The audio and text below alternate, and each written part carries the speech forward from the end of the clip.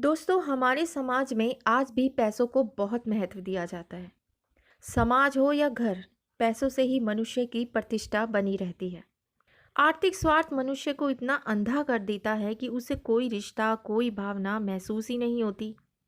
उसे दिखता है तो सिर्फ अपना आर्थिक स्वार्थ। कहते हैं कि माँ बाप भगवान का रूप होते हैं, किंतु वर्तमान समय में यह बात सही सिद्ध नहीं होती। मैंने आज भी बहुत से माँ बाप को अपने आर्थिक स्वार्थ के लिए अपने बच्चों का शोषण करते देखा है। और इस कहानी में हम देखेंगे कि किस तरह पैसे की वजह से पारिवारिक रिश्तों में तनाव और बदलाव आता है। तो आइए सुनते हैं कहानी जिंदगी और गुलाब के फूल। सुबोध काफ़ी शाम को घर लौटा। दरवाज़ा खुला था। बरामदे में हल्की रोशनी थी और चौके में आग की लपटों का प्रकाश था। अपने कमरे में घुसते ही उसे वह खाली खाली सा लगा।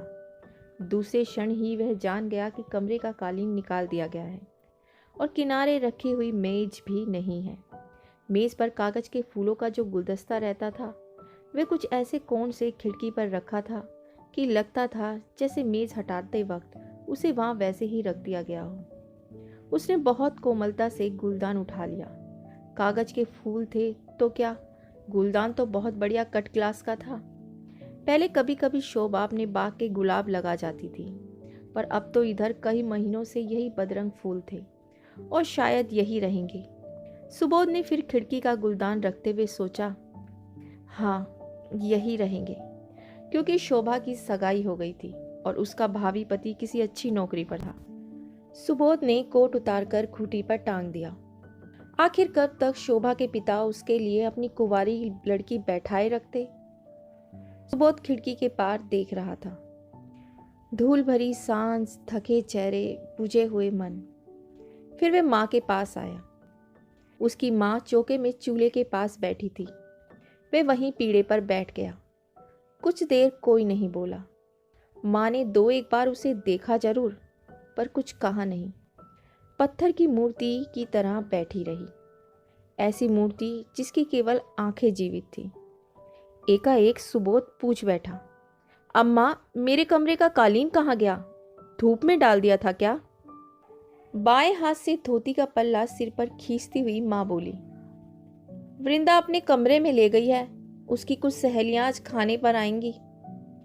सुबोध को अपने पर आश्चर्य हुआ कि वे इतनी सी बात पहले ही क्यों ना समझ गया। उसकी सारी चीजें वृंदा के कमरे में जा चुकी थी। सबसे पहले पढ़ने की मेज, फिर घड़ी, आराम कुर्सी और अब कालीन और छोटी मेज भी। पहले अपनी चीज वृंदा के कमरे में सजी देख उसे कुछ अटपटा लगता था, पर अब वह अभ्यस्त हो गया था। यद्यपि उसका पुरुष हृदय घर में वृंदा की सत्ता स्वीकार न कर पाता था। उसे अनमना हो आया देख माँ ने कहा, तुम्हारे इंतजार में मैंने चाय भी नहीं पी, अब बना रही हूं, फिर कहीं चले मत जाना। और पतीली का ढक्कन उठाकर देखने लगी। सुबोध दोनों हाथों की उंगलियां एक दूसरे में फंसाए बैठा रहा। उसके कंधे झुक गए और उसके चेहरे पर विषाद और चिंता की रेखाएं गहरी हो गईं। शशंक नेत्रों से माँ उसे देखती रही।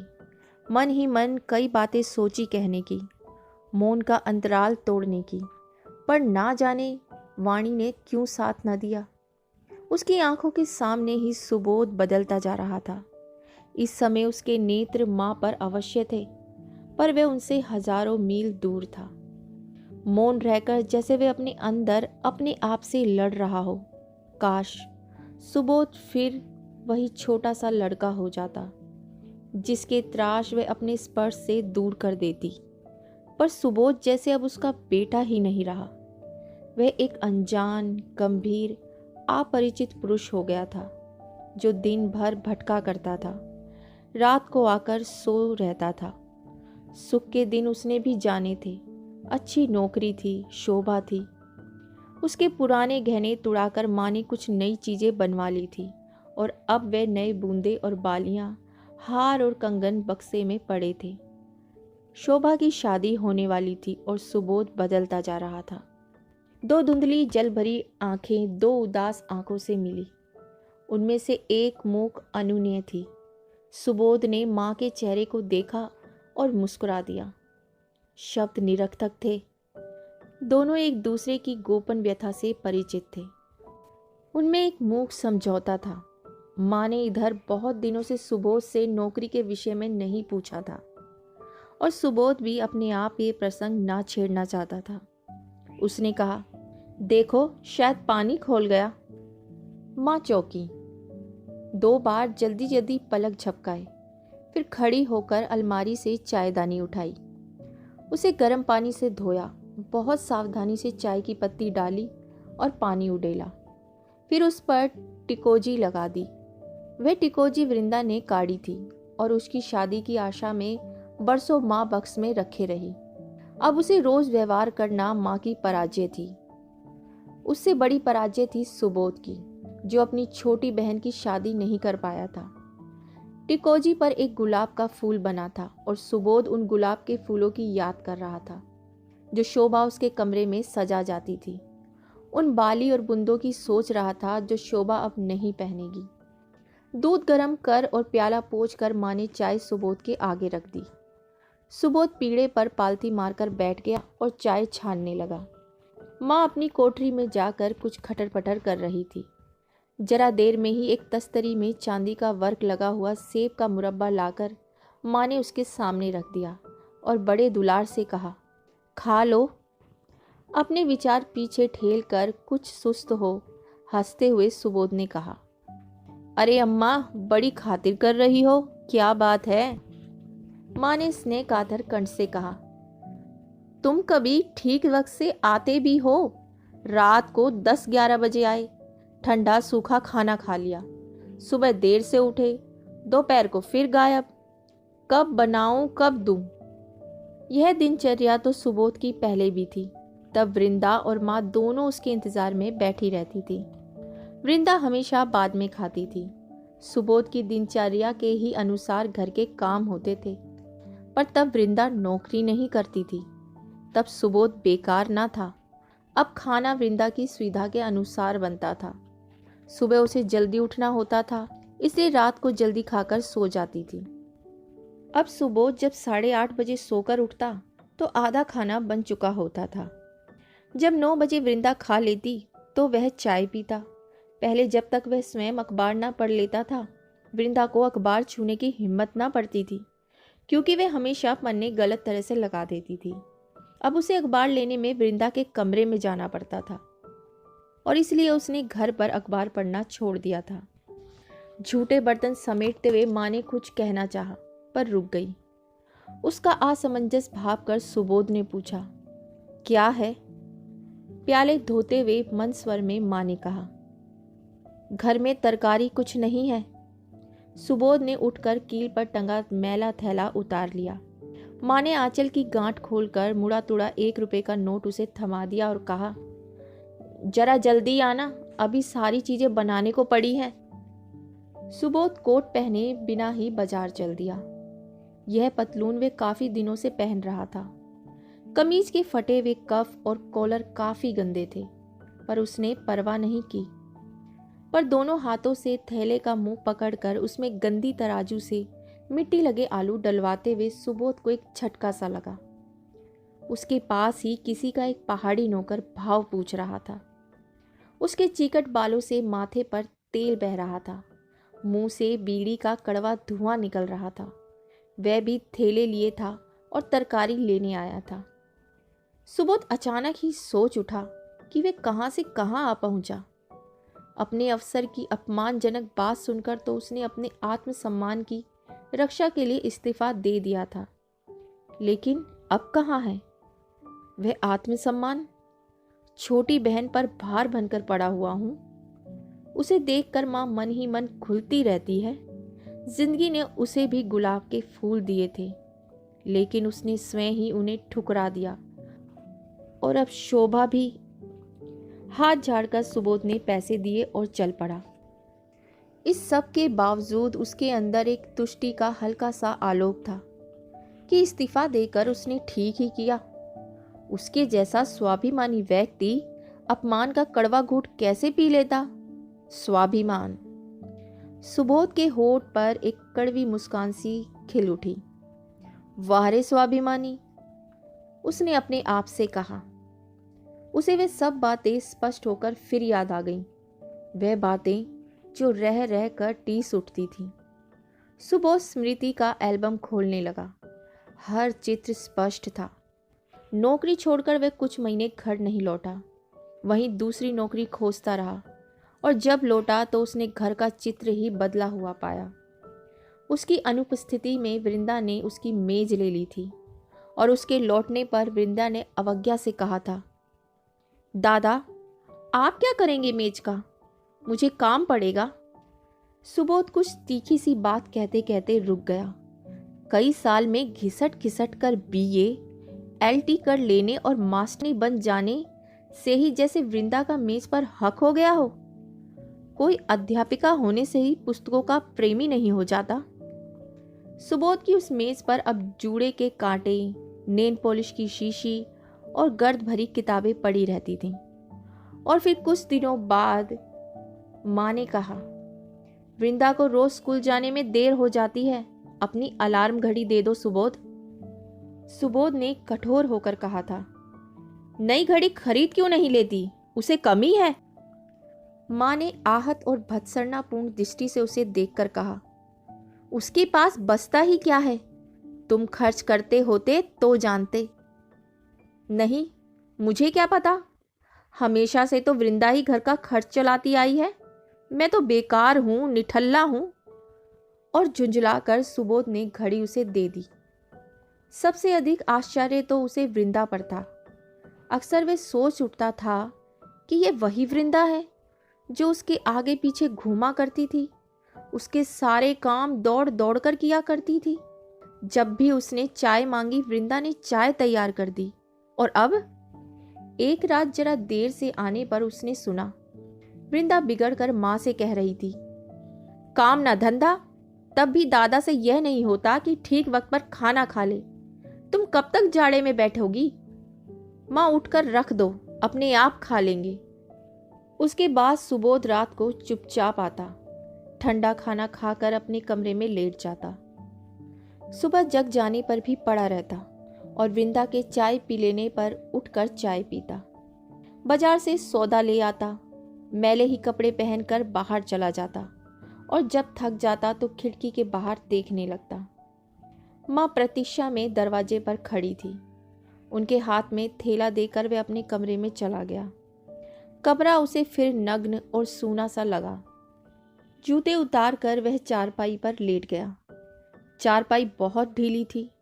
उसके लेटते ही दरी सिकुड़ गई, तकिया नीचे खिसक गया, दरी से पीठ में गड़ती रही। सुबोध की आंखें बंद थी, हाथ और कान अंदर और बाहर के विभिन्न स्वर सुन रहे थे। खिड़की के पास से गुजरते दो बच्चे, सड़क पर किसी राही की बेसुरी बजती बांसुरी, खटखट करते दो भारी जूते, अंदर बर्तन की हल्की खटपट, तरकारी में पानी पड़ने की छन और खिंची जाती, चारपाई के पायों की फर्श से रगड़। तभी बाहर का दरवाजा अचानक खुला और वृंदा ने उसे तीखे स्वर में पूछा, अम्मा, दादा घर में हैं? सुबोध सुनकर भी ना उठा। माँ का उत्तर सुन वृंदा उसके कमरे के दरवाजे पर खड़ी होकर बोली, सुनते हो दादा, तांगे वाले को रुपया भुनाकर 12 आने दे दो। सुबोध ने चप्पलों में पैर डाले, उसके हाथ से रुपया लिया और बाहर आया। उसकी दृष्टि सामने खड़ी शोभा से मिल गई। उसके नमस्कार का संक्षिप्त उत्तर दे वे बाहर आ गया। नोट तुड़ाकर तांगे वाले को पैसे दिए और फिर अंदर नहीं गया। पड़ोस में एक परिचित के घर बैठ गया और शतरंज की बाजी देखने लगा। वहां बैठे बैठे जब उसने मन में अंदाजा लगाया कि अब तक शोभा और निर्मला खाना खाकर चली गई होंगी, तो वह घर आया। सड़क पर सन्नाटा हो गया था। बत्तियों के आसपास धुंधले प्रकाश का घेरा था और पान वाला ग्राहकों की प्रतीक्षा कर रहा था। वृंदा ने झुंझलाकर कहा, कहाँ चले गए थे दादा? शोभा और निर्मला कब से घर जाने को बैठी हैं? तुम्हें पहुंचाने जाना है? मुझे मालूम नहीं था, सुबोध ने कहा। जैसे कभी शोभा को घर पहुंचाया ही नहीं, वृंदा ने कहा। तब सुबोध ने सोचा, तब शोभा की सगाई कहीं और नहीं हुई थी। तब वह बेकार ना था। शोभा उससे शर्माती थी, पर उसके गुलदान में फूल लगा जाती थी। माँ नए गहने बनवा रही थी और वृंदा अपने कमरे में बैठी बैठी कुढ़ती थी, क्योंकि वह बदसूरत थी और उससे कोई शादी करने को राजी नहीं होता था। अच्छा तो चलें? सुबोध ने शोभा की ओर नहीं देखा, पर शोभा बोल पड़ी, हमें जल्दी नहीं है, आप खाना खा लीजिए। माँ ने कढ़ाई चूल्हे पर चढ़ा दी। वृंदा निर्मला को लेकर अपने कमरे में चली गई और शोभा ने उसके आगे तिपाई लाकर रख दी। फिर उसने रेशमी साड़ी का आंचल कमर में खोस लिया और थाली लाकर उसके सामने रख दी। सुबोध नीची नज़र किए खाने लगा। चौके से बरामदे, बरामदे से चौके में बार बार जाती हुई शोभा की साड़ी का बॉर्डर उसे दिखाई देता रहा। हरी साड़ी, जोगिया बॉर्डर, जिस पर मोर और तोते कड़े हुए थे। कभी कभी एड़ियां भी झलक उठती, उजली चिकनी एड़ियां। सुबोध को लगता कि वह अतीत में पहुंच गया है और शोभा वही है, वही जिससे कभी उसकी प्यार की बातें नहीं हुई, पर जो अनायास ही उससे शर्माने लगी थी। शायद उसे पता चल गया था कि उसके पिता ने सुबोध से बातचीत शुरू कर दी है, और शायद अब तक शादी भी हो जाती अगर सुबोध को कोई दूसरी नौकरी मिल जाती, या अगर सुबोध पहली अच्छी नौकरी ना छोड़ता। सुबोध ने खाना बंद कर दिया। पानी पीकर हाथ धोने उठा तो शोभा झट से हाथ धुलाने लगी। उसकी आंखों में विनय भरी कातरता थी, उसके मुख पर उदासी, पर उसके बालों से सुबास आ रही थी। जब वह तांगा लेकर आया तो शोभा माँ के पास चुप खड़ी थी और माँ उसके सिर पर हाथ फेर रही थी। रास्ते भर दोनों चुप रहे। सबसे पहले निर्मला का घर आया। उसके उतर जाने पर शोभा ने आंसू भरे कंठ से कहा, आप यहाँ पीछे आ जाइए ना। वह उतरकर पीछे आ गया। तब बोली, कुछ बोलेंगे नहीं? क्या कहूँ? सुबोध ने उसकी ओर मुड़कर उसे देखते हुए कहा। शोभा की आंखें छलक रही थीं। पोंछकर कहा, मैंने तो पिताजी से बहुत कहा, फिर आखिर भी क्या करती? मैं तो कुछ भी नहीं कह रहा हूं। इस बात को स्वीकार कर लो कि मैं जिंदगी में फेलियर हूं, कंप्लीट फेलियर। कुछ नहीं कर सका। जैसे मेरी जिंदगी में अब फुल स्टॉप लग गया है। अब ऐसे ही रहूंगा। तुम्हारे फादर ने ठीक ही किया। तुम सुखी होगी। प्यार से बड़ी एक और आग होती है, भूख की, पेट की। वह आग धीरे धीरे सब कुछ ले लेती है। आप इतनी बिटर क्यों हो गए हैं? जिंदगी ने ही मुझे बिटर बना दिया है। फिर जैसे जाग कर तांगे वाले से कहा, अरे बड़े मियाँ, लौटा ले चलो, घर तो पीछे छूट गया। शोभा उतरी। कुछ क्षण अनिश्चित सी खड़ी रही। सुबोध के हाथ बढ़े और फिर पीछे लौट आए। अच्छा शोभा। नमस्ते, शोभा ने कहा और वह अंदर चली गई। तांगे में अकेला सुबोध सड़क पर घोड़े की एक रस टापों के शब्द को सुन रहा था। कभी कभी तांगे वाला खांस उठता और वह खांसी उसका शरीर झिंझोड़ जाती। अंधेरा, खांसी और आखिरी सपने की भी मौत। सुबह उठकर सुबोध ने सबसे पहले बरामदे में बैठे धोबी को देखा। जितनी देर में उसके लिए चाय बनी, उसने अपने सारे गंदे कपड़े इकट्ठे कर उनका ढेर लगा दिया। अलमारी में सिर्फ एक साफ कमीज बची थी, पीठ पर फटी हुई। उसे ढकने के लिए सुबोध ने कोट पहन लिया। कोट को भी काफी दिनों से धोबी को देने का इरादा था, परंतु अब जब तक धोबी कपड़े लाए तब तक यही सही। चाय पीकर वह बाहर चला आया। कोट की जेबों की तलाशी लेने पर उंगलियां एक इकन्नी से जा टकराई। पान वाले की दुकान पर सिगरेट खरीदा और जलाकर एक गहरा कश खींचा। एक और दो एक जगह रुककर वापस चला। रास्ते में धोबी मिला और उसने सुबोध को दोबारा सलाम किया। कपड़े जरा जल्दी लाना, समझे? कुछ रोब से सुबोध ने कहा। अच्छा बाबूजी। धोबी चला गया। कमरे में घुसते ही मैले कपड़ों का ढेर उसे वैसे ही दिखाई पड़ा जैसा कि छोड़ गया था। उसने वहीं रुक कर पुकारा, अम्मा, मेरे कपड़े धुलने नहीं गए?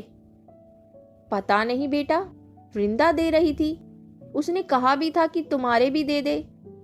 सुबोध को ना जाने कहाँ का गुस्सा चढ़ाया। चीख कर बोला, कितने दिनों से गंदे कपड़े पहन रहा हूं। 15 दिन में नालायक धोबी आया तो उसे भी कपड़े नहीं दिए गए। आखिर तुम माँ बेटी चाहती क्या हो?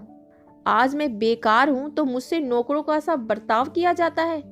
लानत है ऐसी जिंदगी पर। माँ त्रस्त हो उठी। जब सुबोध का कंठ स्वर इतना ऊंचा हो गया कि बाहर तक आवाज जाने लगी तो वह रो दी। उन्होंने कुछ कहना चाहा, मगर सुबोध ने अवसर नहीं दिया। कहता गया, मुझे मुफ्त का नौकर समझ लिया है? पहले कभी तुमने मुझे ये सब काम करते देखा था? फिर उनके कंठ की नकल करता हुआ बोला, घर में तरकारी नहीं है, वृंदा की सहेलियां खाना खाएंगी। उधर हमारी बहन है कि हुकूमत किया करती है। अब मैं समझ गया हूं कि मेरी इस घर में क्या कद्र है। मैं आज ही चला जाऊंगा, तुम दोनों चैन से रहना। कहता कहता वह घर से बाहर आ गया। अपनी छटपटाहट में उसके अंदर तक तीव्र विध्वंसक प्रवृत्ति जाग उठी। उसका मन चाह रहा था कि जो कुछ भी सामने पड़े उसे तहस नहस कर डाले। वह चलता गया और उसी धुन में एक साइकिल सवार से टकरा गया। वह गिर पड़ा। उसके ऊपर साइकिल आ गई और वह व्यक्ति सबसे ऊपर। जब उसकी कोनियां खुरदरी सड़क से छिली और एक तीव्र पीड़ा हुई तो उसका ध्यान बटा। वह कुछ हक्का बक्का सा रह गया। उसने पाया कि उस व्यक्ति ने उससे तकरार नहीं की। अपने कपड़े झाड़े और साइकिल उठाते हुए कहा, भाई साहब, जरा देखकर चला कीजिए, चोट तो नहीं आई? अगर वे लड़ता तो उस मूड में शायद सुबोध मारपीट करने को उतारू हो जाता, पर उसकी अप्रत्याशित विनम्रता से सुबोध ठिठक कर रह गया। जब सुबोध ने उठकर चलने की कोशिश की तो पाया कि बायां पैर सूजने लगा है। लंगड़ाता हुआ वह पार्क की बेंच पर आकर बैठ गया। उसकी दाहिनी कोहनी से खून टपक रहा था। जरा सा भी हिलने से पैर में तीव्र पीड़ा होने लगती थी। उसने संभाल कर पैर बेंच पर रख लिया और लेट गया। अपना ध्यान पीड़ा से हटाने के लिए वह फूलों को देखने लगा।